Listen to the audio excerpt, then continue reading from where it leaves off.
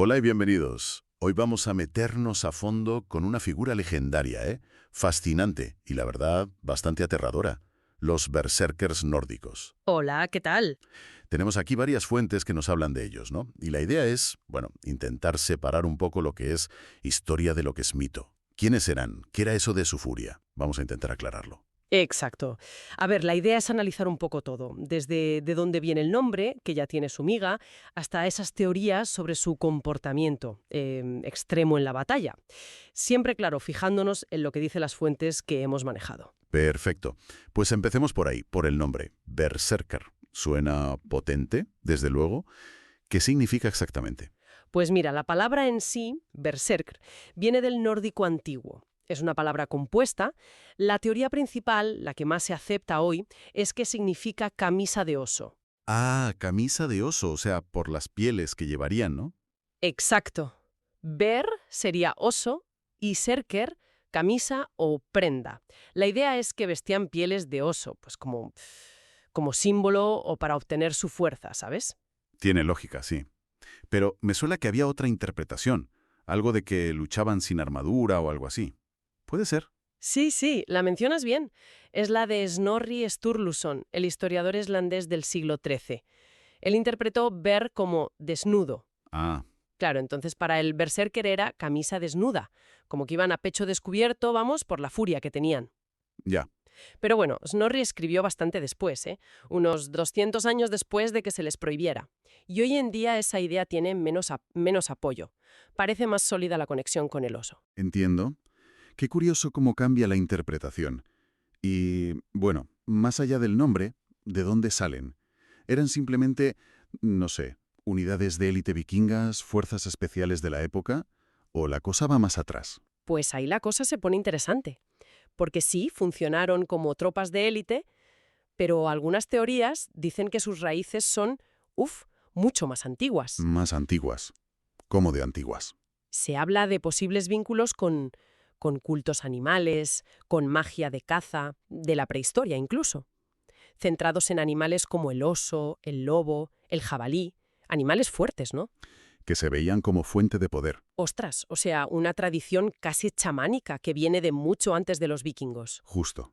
Y hay pistas visuales, que apoyan esa idea. Por ejemplo, en la columna de Trajano. La de Roma, esa misma, del 113 después de Cristo, pues ahí aparecen guerreros germánicos aliados de Roma y algunos llevan capuchas con forma de cabeza de oso y de lobo. ¡Qué fuerte! Eso es siglos antes. Y no es lo único, están los cuernos de oro de Galejus, en Dinamarca, del siglo V, y sobre todo las placas de Torslunda, en Suecia, de la era de Vendel, entre el sexto y el octavo. Ajá.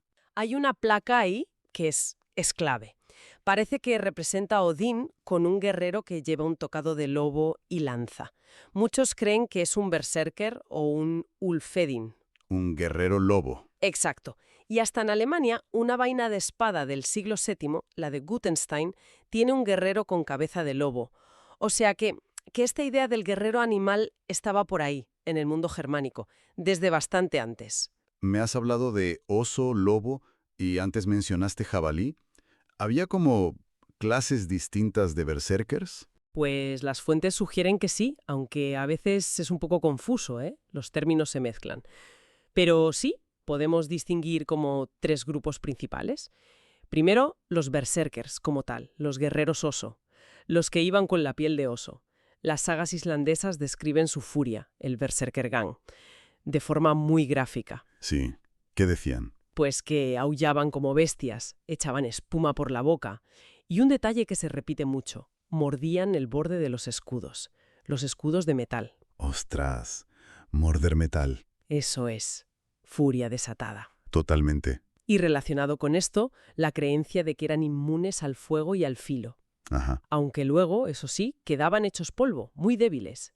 Aquí entra el concepto de hamask, que es como cambiar de forma. Cambiar de forma. Literalmente. Bueno, esa es la cuestión. Quizás era simbólico, ¿no? Adoptar la naturaleza del oso. Pero algunas sagas lo llevan al extremo. En la saga de Holfer Kraki, Bedvar Bjarki lucha como un oso gigante invisible mientras su cuerpo está en trance. Eso ya es pura leyenda. ¿Y los de lobo?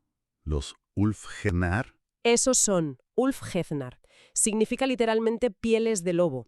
Ulf es lobo y Edin es piel, o chaqueta.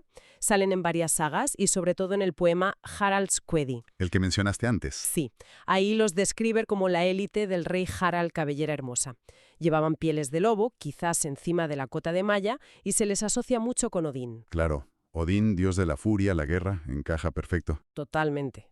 Y Snorri, otra vez, dice algo que cuadra muy bien.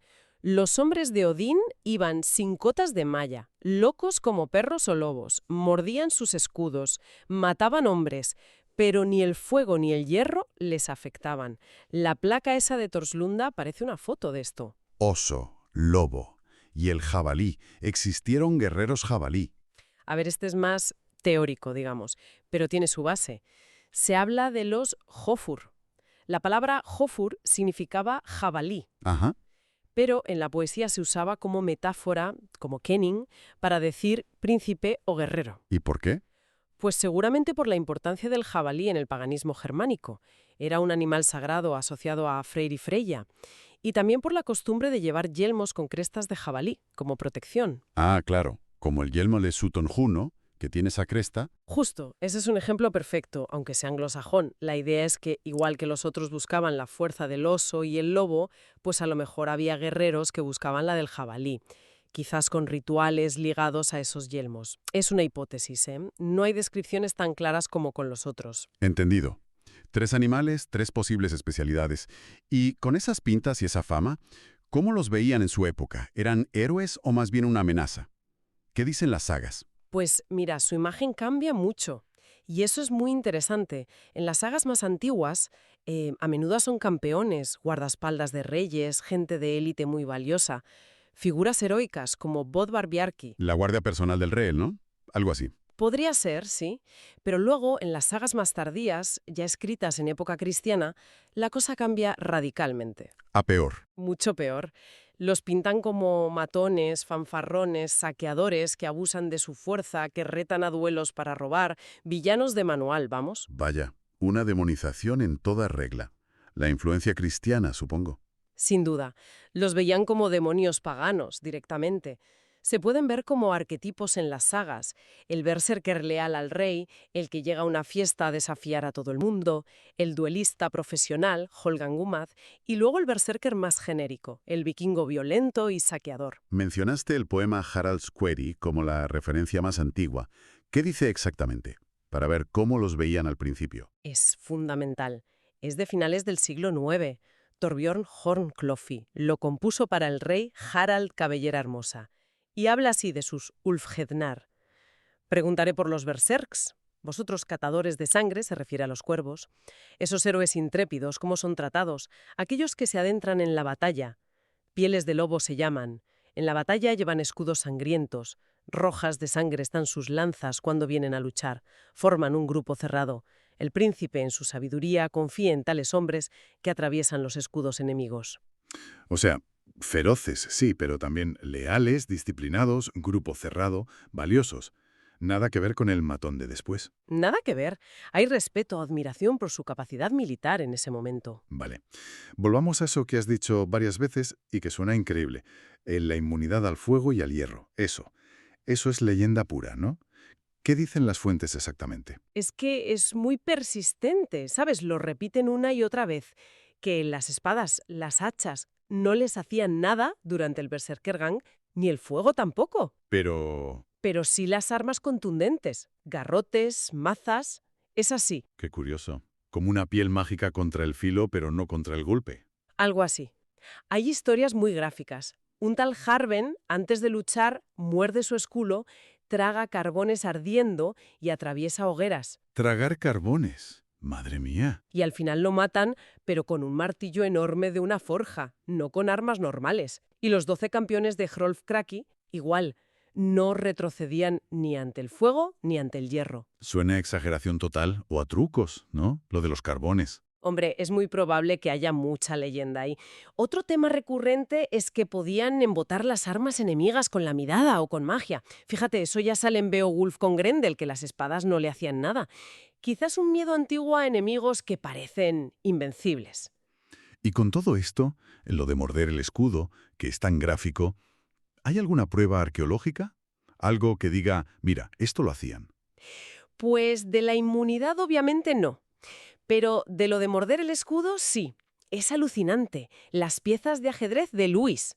Las de la isla de Lewis, las conozco, son una pasada. Esas son del siglo XII seguramente noruegas, pues resulta que varias piezas de las torres son guerreros de pie con escudo y espada y están mordiendo el borde del escudo. ¿En serio? No me había fijado. Sí, sí, es una imagen súper clara del berserker de las sagas. Verlo ahí tallado siglos después te da una idea de lo fuerte que era esa imagen. Es un detallazo, la verdad. Un eco visual. Bueno, si eran tan extremos y su fama fue a peor, como dices, supongo que llegó un momento en que la sociedad dijo hasta aquí. ¿Cómo desaparecieron? Pues no desaparecieron sin más, se les suprimió activamente.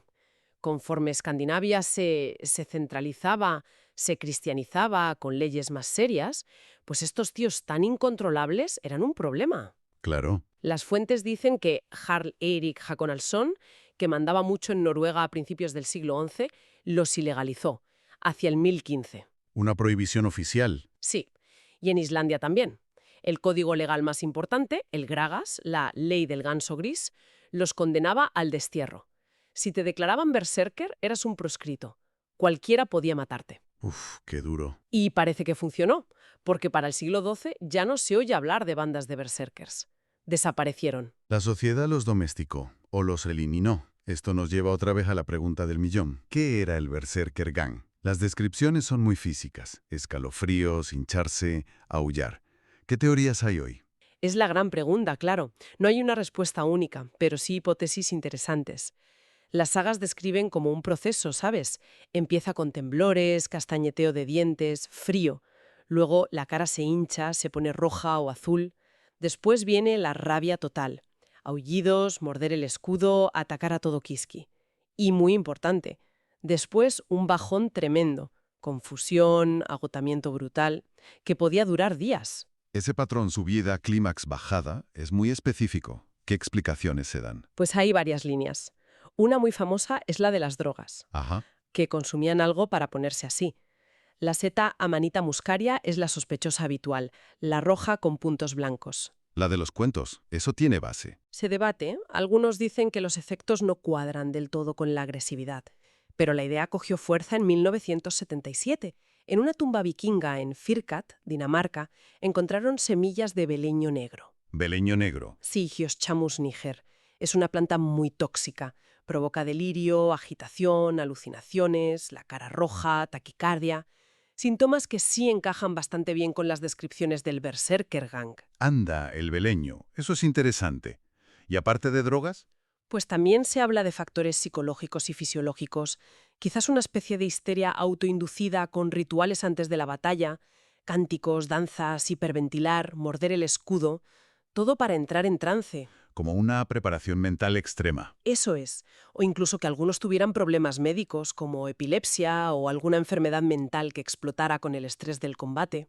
Una mezcla de ritual y predisposición, quizás. Estrés de combate extremo, con lo que hoy llamamos TPT, trastorno de estrés postraumático. TPT en vikingos. Suena raro, pero ¿cómo? Lo propuso Jonathan Shea, un académico que trabajó mucho con veteranos de guerra.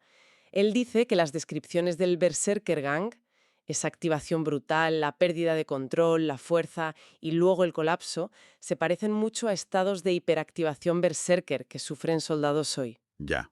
Y lo más importante, dice que sobrevivir a eso podía dejar secuelas crónicas, insensibilidad emocional, alerta constante, ataques de rabia, síntomas típicos del TPT grave. Visto así, bueno, los humaniza un poco, ¿no? Ya no son solo monstruos. Esa perspectiva del TPT es impactante, la verdad. Cambia mucho la visión. Y conecta pasado y presente. Y volviendo a lo animal, las pieles de lobo, los aullidos, ¿pudieron los berserkers, sobre todo los Ulfeciednar, influir en las leyendas de hombres lobo? Es muy probable. Muchos expertos lo creen. Piensa que la línea entre un guerrero que viste piel de lobo, aúlla como un lobo y lucha como una bestia, y la figura del hombre que se transforma en lobo, pues pudo ser muy fina en la imaginación popular. Claro, su comportamiento salvaje y la conexión con el lobo seguramente alimentaron o se mezclaron con las creencias sobre licantropía que ya existían. Tiene todo el sentido, sí. La leyenda bebiendo de una realidad ya extrema. Está claro que, aunque desaparecieran en el siglo XII, su figura ha pervivido muchísimo. Muchísimo, y sigue muy viva en la cultura popular.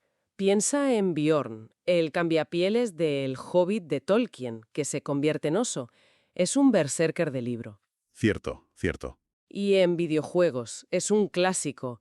Clases llamadas berserker, personajes como Bjorn en Assassin's Creed Valhalla, las transformaciones en oso en The Witcher 3. Está por todas partes. Y en cine también hace poco, ¿no? Sí, en The Northman, El hombre del norte, de 2022. Hay una escena inicial muy potente que intenta recrear un ritual de iniciación de guerreros tipo Ulfhedenar. Con los cánticos, los aullidos, el trance, busca esa atmósfera salvaje. La idea del guerrero consumido por la furia sigue fascinando. Desde luego. Entonces, resumiendo un poco, ¿quiénes eran los berserkers? Pues parece que no hay una respuesta fácil. Las fuentes nos dan un retrato complejo. Guerreros drogados, gente con problemas psicológicos o médicos agravados por la batalla, participantes en ritos chamánicos o una mezcla de todo, que cambiaba con el tiempo. Exacto. No hay una sola respuesta. Lo que sí vemos claro es cómo cambió su imagen. De protectores temidos y respetados, ligados a Odín, a marginados peligrosos que la sociedad tuvo que eliminar.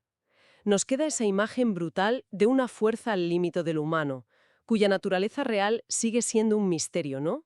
Ahí, entre la historia, la arqueología y la leyenda. Y quizá la reflexión final, algo en lo que pensar, es, más allá de la causa concreta de su furia, fuese la que fuese, ¿qué nos dice el fenómeno berserker sobre cómo las sociedades manejan la violencia en la guerra? Y sobre los límites que intentan poner a la ferocidad de sus propios guerreros para que no se vuelva contra ellos mismos. Quizá esa tensión explique por qué, siglos después, el eco del berserker todavía resuena tan fuerte.